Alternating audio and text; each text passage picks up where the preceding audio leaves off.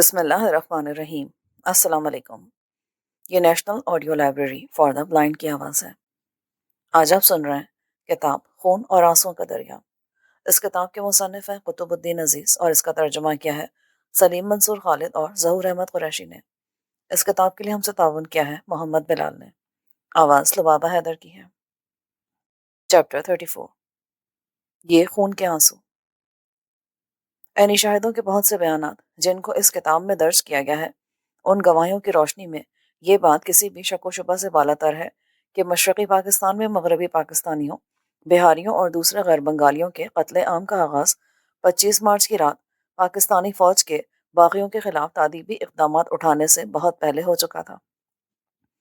یہ بات بھی روز روشن کی طرح آیا ہے کہ عوامی لیگ کی دہشت گردی کی ذہنیت کا آغاز غیر بنگالیوں کے خلاف نسل کشی کے منصوبے پر عمل درآمد کرنے والی تھی، جس کی وجہ سے 2 ماہ سے کم عرصے میں دہشت زدگی اور نفسیاتی پاگل پن کے اس مظاہرے میں کم از کم 5 لاکھ غیر بنگالی صفحہ ہستی سے مٹا دیے گئے۔ بہت سے چشمدید گواہوں کا خیال ہے کہ پاکستان کی وفاقی حکومت نے باغیوں کے خلاف قدم اٹھانے میں بہت دیر کر دی تھی۔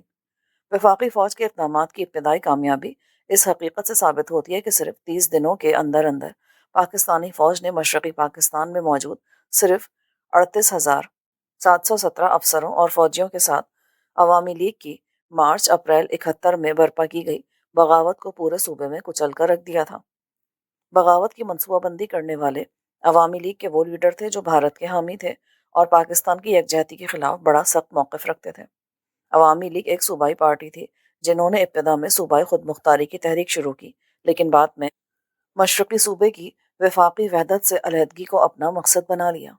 عوامی لیگ نے دسمبر 1970 میں منعقد ہونے والے عام انتخابات میں پاکستان کی قانون ساز اسمبلی میں مشرقی پاکستان کے لیے مخصوص نشستوں اور مشرقی پاکستان کی صوبائی قانون ساز اسمبلی کی نشستوں میں سے واضح نشستوں پر کامیابی حاصل کی تھی، لیکن اسے باقی 4 صوبوں میں کوئی نمائندگی نہ مل سکی۔ انتخابات سے پہلے عوامی لیگ نے رائے دہندگان کو خوش کرتے ہوئے اپنے آپ کو پاکستان کی وحدت کے تصور کا پابند کہا تھا اور اپنے منشور میں یہ کہا تھا کہ پاکستان ایک فیڈریشن ہوگا جو اپنے یونٹوں میں سے ہر ایک یونٹ کو خود مختاری دے گا۔ ایک متحدہ پاکستان کے ڈھانچے کے اندر رہتے ہوئے صوبائی خود مختاری حاصل کرنے کی بنیاد پر مشرقی پاکستان کی اکثریتی آبادی کے ووٹ حاصل کرنے کے بعد عوامی لیگ کے جنگجو گروہ نے بغاوت اور مشرقی پاکستان کی اسلامی جمہوریہ پاکستان سے علیحدگی کا راستہ اپنایا۔ عوامی لیگ نے اپنے پرچم تلے بدمست بدماشوں کو غیر بنگالیوں کی مار دھاڑ، لوٹ مار، قتل و غارت، ان کی عورتوں کے آبرو ریزی اور تباہی کے لیے کھلا چھوڑ دیا تھا۔ بنگالی اذیت رساں ان غیر بنگالیوں کو عرف عام میں بہاری کہتے تھے، حتیٰ کہ پنجابی، سندھی اور پٹھان بھی ان کی نظر میں بہاری ہی تھے۔ جب وفاقی پاکستانی فوج نے عوامی لیگ کی بغاوت پر قابو پایا تو اس کے سخت موقف رکھنے والے اور ان کے پیروکاروں نے بھارت کی گود میں پناہ لے لی۔ بھارت نے اس علیحدگی پسند تحریک کی فوجی اور مالی امداد دینے کے لیے بھرپور تعاون کیا۔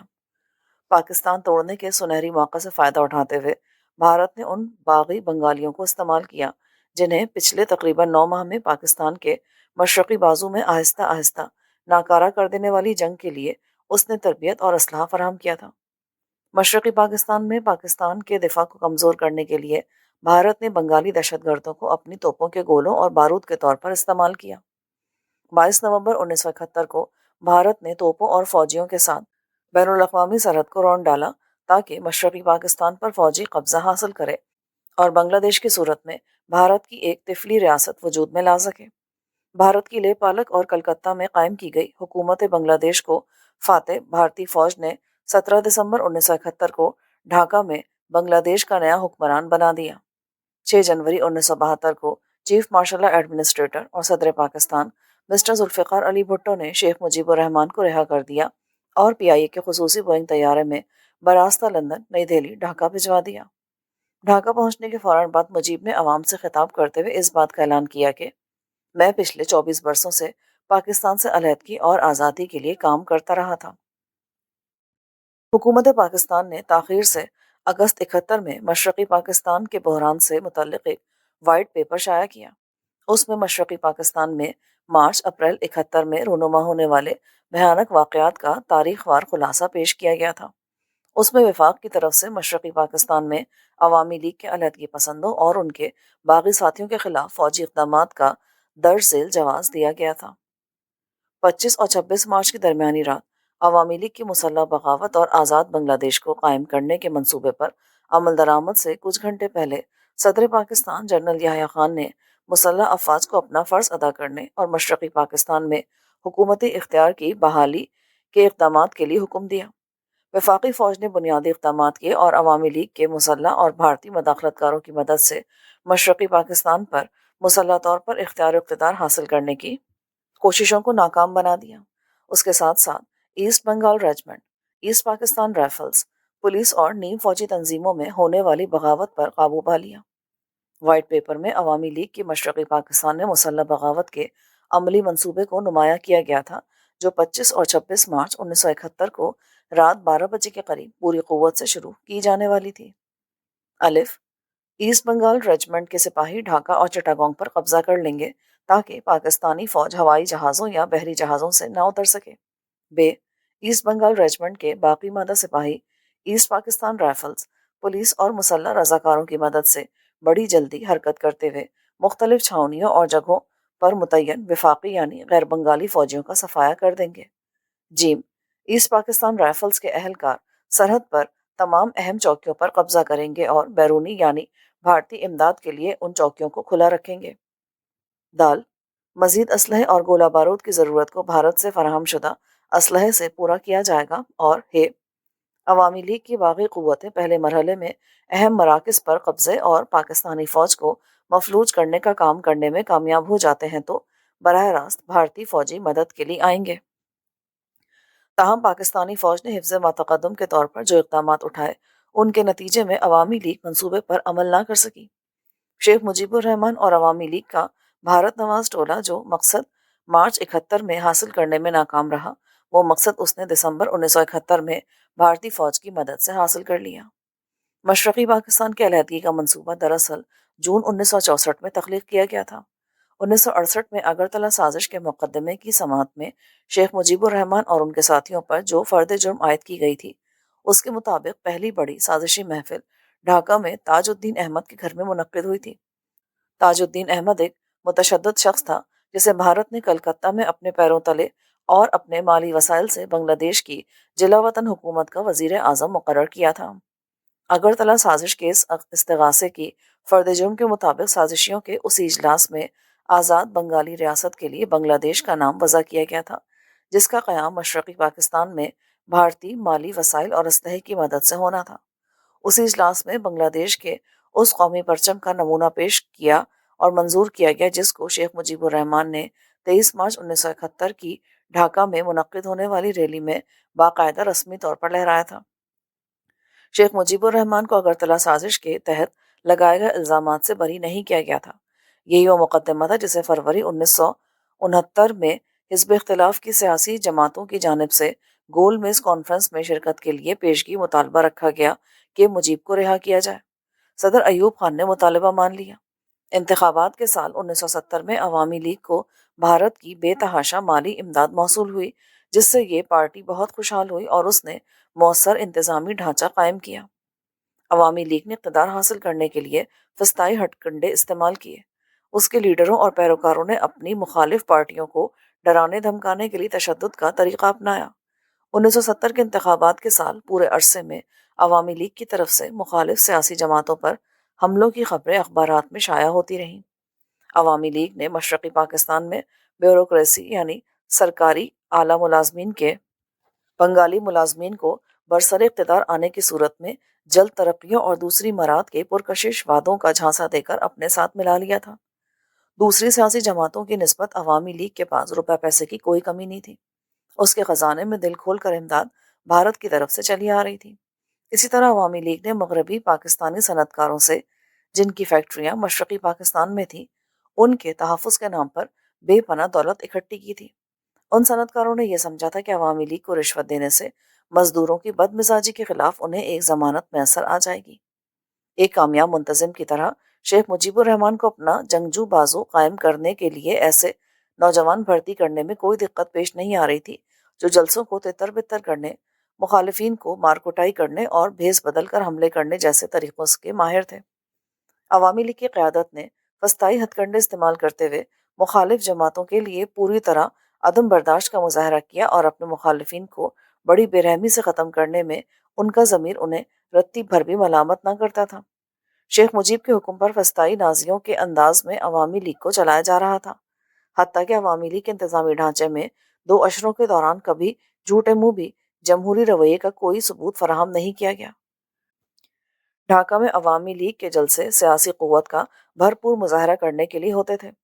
عوامی لیگ کے کارکن سینکڑوں کی تعداد میں ٹرک کو کرائے پر لیا کرتے تھے، حتیٰ کہ پوری ریل گاڑیاں دیہاتیوں کو ڈھاکہ لانے کے لیے کرائے پر لے لی جاتی تھیں تاکہ عام جلسوں اور ریلیوں کو عوام الناس سے بھرپور دکھایا جا سکے۔ شیخ مجیب الرحمن کی ہر بات کی تان اس پر ٹوٹتی تھی اور اس کا عام طور پر ترجیحی نعرہ یہ ہوتا تھا کہ مغربی پاکستان مشرقی پاکستان کو لوٹ رہا ہے۔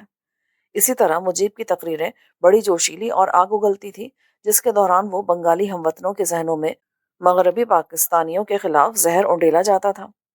مغربی پاکستان کے خلاف ان نفرت کے نعروں اور گیتوں کے علاوہ عوامی لیگ کے بڑے چھوٹے لیڈر وفاقی حکومت کے ہر قدم کو مشرقی پاکستان کے عوام کے سامنے غلط انداز میں پیش کیا کرتے تھے۔ اپنے مطلوبہ نقشے میں رنگ بھرنے کے لیے حقائق اور اعداد و شمار کو مسخ کر کے پیش کیا کرتے تھے اور تمام مسائل کا حل صوبائی خود مختاری بتاتے تھے، لیکن حقیقت میں اس کا مقصد عوام الناس کو مغربی پاکستان سے بدظن کرنا اور ان کے ذہنوں کو مشرقی پاکستان کے علیحدگی کے لیے تیار کرنا تھا۔ 12 نومبر 1970 کو مشرقی پاکستان کے ساحلی علاقوں میں طوفان کے بعد عوامی لیگ کے لیڈروں اور ان کی زبان بولنے والے اخبارات نے کئی جھوٹے الزامات ایجاد کیے اور انہیں پے در پے دہرایا کہ صوبے میں تعینات وفاقی حکومت کے افسروں نے انتہائی سنگ دلی کا مظاہرہ کرتے ہوئے طوفان زدگان کے لیے ملنے والی امداد میں خرد برد کی ہے۔ عوامی لیگ کے خلاف یہ الزام وزن رکھتا ہے کہ جب وہ صوبائی خود مختاری کی بنیاد پر اپنی انتخابی مہم چلا رہی تھی تو مشرقی پاکستان میں انتخابات میں کامیابی کے بعد انہوں نے اپنا موقف تبدیل کر کے آزاد بنگلہ دیش کا مطالبہ کر دیا۔ عوامی لیگ کے پروگرام کے 6 نکات میں سے پہلے نکتے میں واضح طور پر درج تھا: حکومت کی حیثیت وفاقی اور پارلیمانی ہوگی، جس کا مطلب یہ تھا کہ پاکستان ایک فیڈریشن ہوگا، نہ کہ کنفیڈریشن۔ مجیب الرحمن نے 1970 کی انتخابی مہم میں جو تقاریر کی ان میں اپنے ووٹرز کو بار بار یقین دلائے کہ میں صرف صوبائی خود مختاری چاہتا ہوں، پاکستان کو توڑنا نہیں چاہتا اور نہ اس کی اسلامی حیت کو تبدیل کرنا چاہتا ہوں۔ 21 ستمبر 1970 کو نارائن گنج میں ایک جلسہ عام سے خطاب کرتے ہوئے مجیب الرحمن نے کہا کہ 6 نکات کے پروگرام کو عملی جامہ پہنایا جائے گا اور اس کے ساتھ ساتھ نہ تو پاکستان کی سالمیت کو اور نہ اسلام کو خطرے میں ڈالا جائے گا۔ دسمبر 1970 کے انتخابات میں مشرقی پاکستان میں کامیابی کے بعد مجیب الرحمن کی تقاریر میں صوبائی خود مختاری کے موقف سے پہلو بدلنے کے اشارات ملتے ہیں۔ اس نے واضح اور کھل کر کہنا شروع کر دیا کہ 6 نکات پر کوئی گفت و شنید نہیں ہو سکتی۔ آئین کے مسودے میں، جسے عوامی لیگ کے ماہرین نے 1971 کے اوائل میں تیار کیا تھا، اس کا مقصد تھا کہ قومی اسمبلی کے پہلے اجلاس میں اس کو پاس کروا لیا جائے اور وفاقی حکومت کے اختیارات کو اس حد تک کم کر دیا جائے کہ جس کے نتیجے میں پاکستان در حقیقت 5 آزاد ریاستوں کی ایک کنفیڈریشن بن کر رہ جائے، نہ کہ ایک فیڈریشن کا وجود ہو۔ اس مسودے کی 2 شقیں جنہوں نے ملک کی وفاقی حیثیت کے خلاف اپنی توپوں کے دہانے کھول دیے تھے وہ یہ تھیں: نمبر 1، وفاقی حکومت امور خارجہ کو سنبھالے گی لیکن اس میں بیرونی تجارت اور بیرونی امداد شامل نہیں ہوں گی۔ 2، تمام وفاقی ٹیکس صوبائی حکومت جمع کرے گی، نہ کہ وفاقی حکومت۔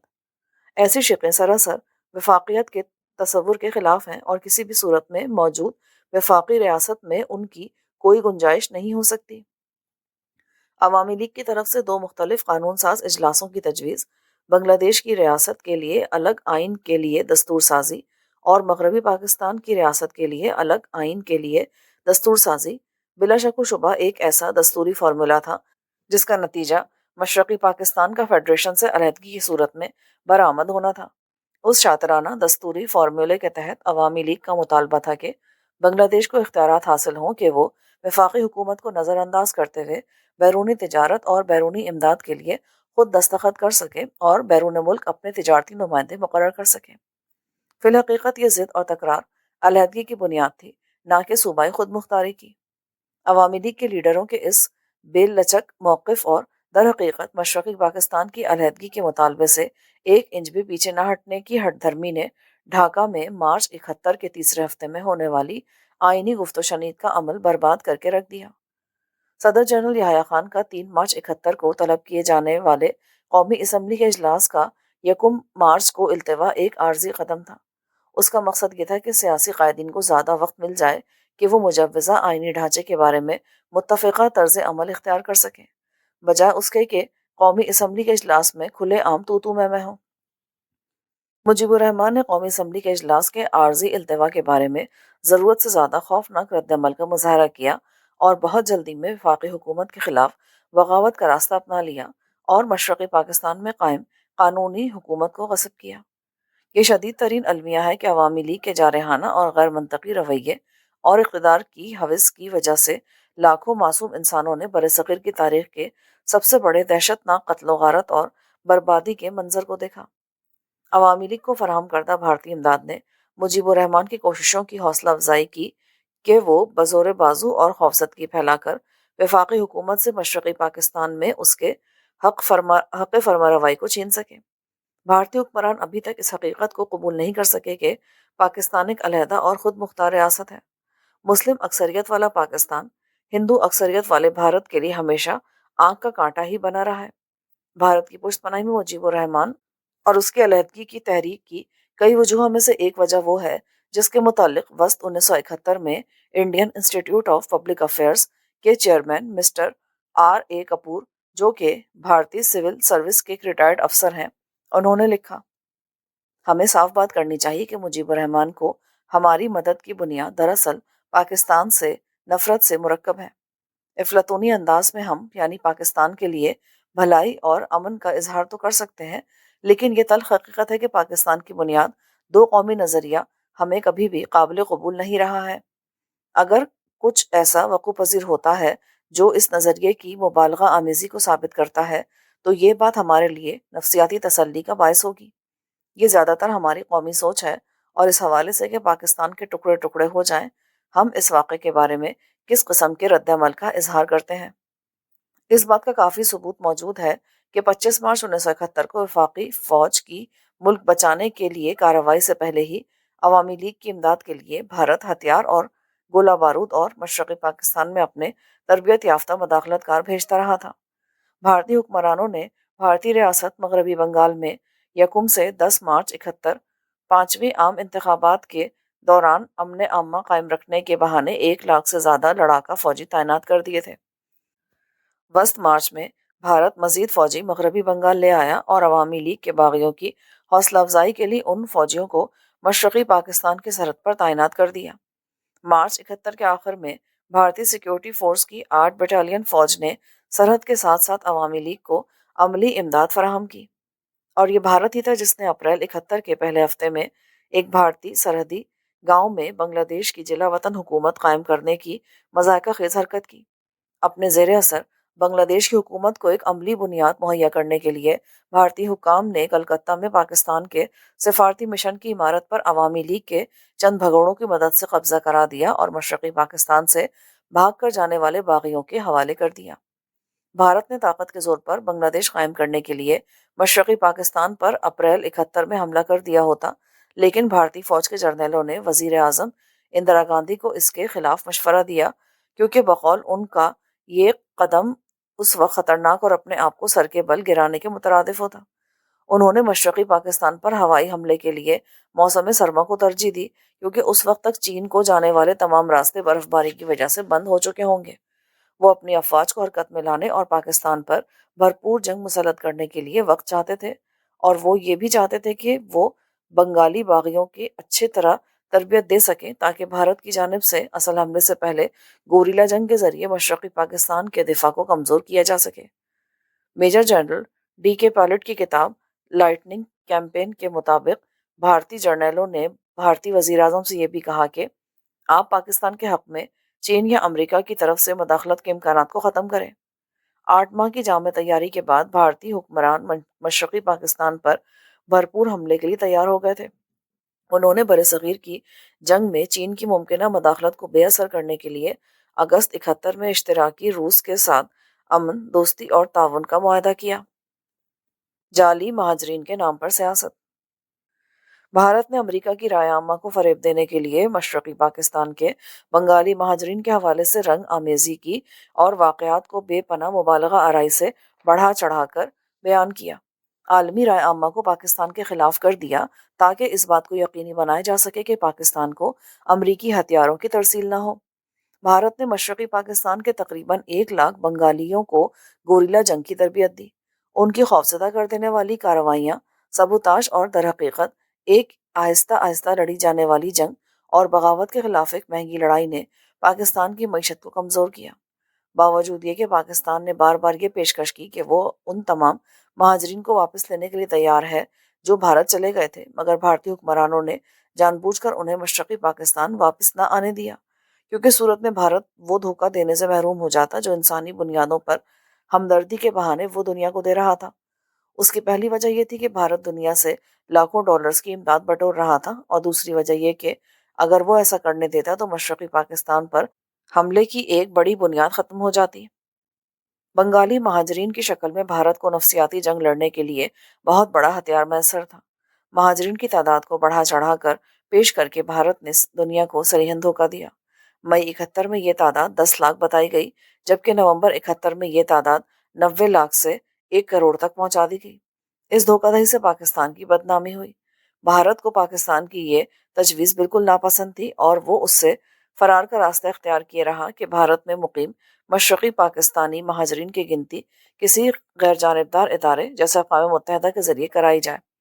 بھارت نے پاکستان کا موقف تسلیم نہیں کیا۔ بھارتی حکام نے کلکتہ اور اس کے گرد و نواح میں پھرنے والے خود اپنے بے شمار بے روزگار بھارتی بنگالیوں کی حوصلہ افزائی کی کہ وہ مہاجرین کے کیمپوں میں چلے جائیں تاکہ یہاں پناہ لینے والوں کی تعداد کو بڑھا چڑھا کر پیش کیا جا سکے۔ اگر بھارتی حکومت پر مشرقی پاکستان سے آنے والے مہاجرین کا اتنا ہی بڑا بوجھ تھا تو اسے فوری طور پر حکومت پاکستان سے گفت و شنید کر کے ان مہاجرین کی اپنے گھروں کو واپسی کو ممکن بنانا چاہیے تھا، خاص طور پر جب پاکستانی حکام انہیں واپس لینے کے لیے بہت فکر مند تھے۔ حتیٰ کہ حکومت پاکستان نے تو ان تمام بنگالیوں کے لیے عام معافی کا اعلان کر دیا تھا جو مارچ 71 میں عوامی لیگ کی بغاوت کے دوران لوٹ مار اور قتل عام جیسے سنگین جرائم میں ملوث تھے، مگر اس کے جواب میں بھارتی حکام نے رعونت بھرے الفاظ میں پوری دنیا سے کہا کہ ہم مشرقی پاکستان سے آئے ہوئے بنگالی مہاجرین کو صرف اس وقت واپس جانے دیں گے جب مشرقی پاکستان عوامی لیگ کے حوالے کر دیا جائے۔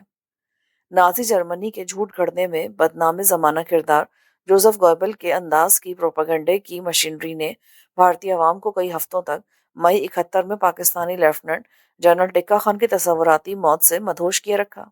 اس جھوٹ پر ان کو اپنے ضمیر کی کوئی خلش محسوس نہ ہوتی تھی۔ اس کے برعکس وہ سادہ لو اداروں اور افراد سے مہاجرین کے نام پر ہمدردیاں اور رقمیں بٹورنے اور پاکستان کو بدنام کرنے میں مصروف تھے۔ 1971 کے موسم خزاں میں پاکستان نے اقوام متحدہ کی اس تجویز سے اتفاق کیا کہ بھارت مشرقی پاکستان سرحد پر مانیٹرز یعنی نگران مقرر کیے جائیں، لیکن بھارتی حکومت نے توہین آمیز طریقے سے اس تجویز کو مسترد کر دیا۔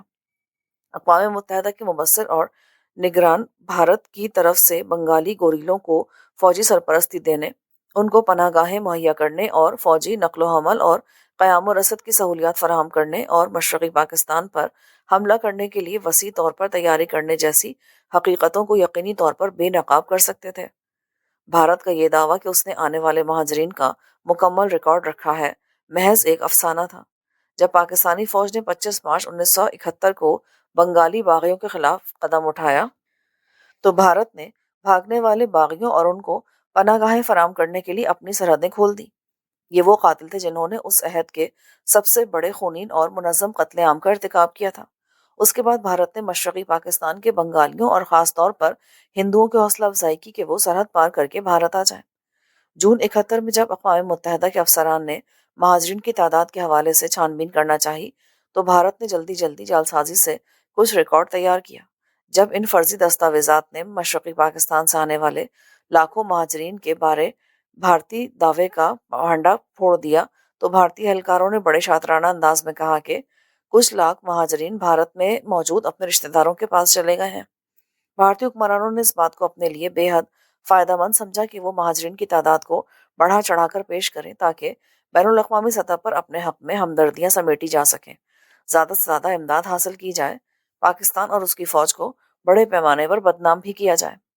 1947 میں جب پاکستان اور بھارت نے آزادی حاصل کی تو اگست سے کچھ مہینے پہلے اور کچھ مہینے بعد تک تقریباً 80 لاکھ مسلمان بھارت سے ہجرت کر کے پاکستان آ گئے اور تقریباً 60 لاکھ ہندو پاکستان سے بھارت چلے گئے۔ اس کی وجہ یہ تھی کہ دونوں ملکوں میں مذہب کی بنیاد پر فسادات شروع ہو گئے تھے۔ اس میں 1,40,00,000 لوگ متاثر ہوئے تھے اور یہ انسانی تاریخ میں سرحدوں سے آر پار جانے کا سب سے بڑا واقعہ تھا۔ بھارت اور پاکستان نے بغیر کسی بیرونی امداد کے اپنے اپنے علاقوں میں ان مہاجرین کی بحالی اور ان کے بسانے کے کام کو از خود کیا تھا۔ 1971 میں بھارت نے مہاجرین کی آمد کو ایک بوجھ گردانہ اور مشرقی پاکستان پر قبضہ کرنے کے لیے ایک بہانہ بنایا۔ یہ بات انسانی عقل و فہم میں نہیں آتی کہ بھارت کا یہ دعویٰ کہ وہ 90 لاکھ مہاجرین کی دیکھ بھال کر رہا ہے، وہ مہاجرین ایک مہینے سے کم عرصے میں کہاں غائب ہو گئے۔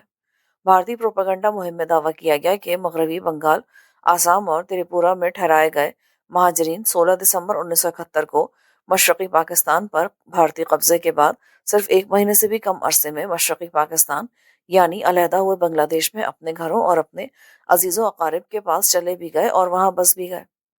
محض 3 ہفتوں کے اندر 90 لاکھ مہاجرین کا بھارت کی سرحدی ریاستوں سے بنگلہ دیش منتقل ہونا انسانی بس کی بات نہیں، جبکہ راستوں میں جگہ جگہ بارودی سرنگیں بچھی ہوئی تھیں، گولہ باری سے سڑکیں ٹوٹ پھوٹ چکی تھیں اور کنویں آلودہ تھے۔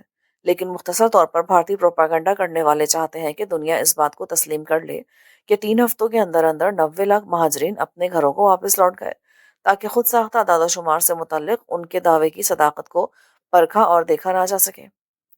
ڈھاکہ میں 11 جنوری 1972 کو اقتدار سنبھالنے کے وقت سے ہی مجیب الرحمان نے اس جھوٹے الزام سے متعلق شور و غوغا مچانا شروع کر دیا کہ پاکستانی فوج نے 71 میں اس کے 30 لاکھ ہم وطنوں کو قتل کیا ہے۔